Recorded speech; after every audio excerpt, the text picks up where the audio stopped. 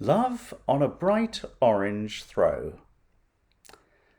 A heart with an arrow was carved on the trunk. The A was for Angie, the B for her hunk. She'd known him as Barry, but his real name was Guy. He'd proved unreliable. More of that by and by. With penknife he'd scored their love token in bark as they'd picnicked that evening until it got dark. Ignoring the bumps neath the large orange throw, they'd succumbed to their yearnings of lust long ago.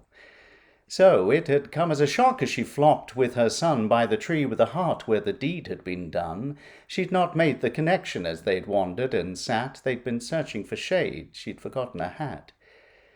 Ange dwelt for a moment on that time long ago neath a great spreading chestnut on a bright orange throw. Barry's insistence of clinch and embrace would later undo her and lead to disgrace, for an unmarried mother at a tender 19 wasn't viewed with the compassion that it might have been, and she'd struggled for years bringing him up alone, with some help from her mother and a cousin named Joan. Now the strapping young fellow was a source of great pride. 20 years had elapsed since he'd wriggled and cried. He was handsome, protective, and as kind as could be, and she mused that he'd fallen quite far from the tree.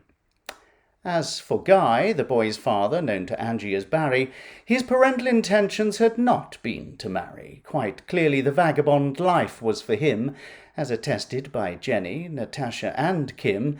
They'd all fallen pregnant, June, July, long ago, in his arms, neath that chestnut, on a bright orange throw.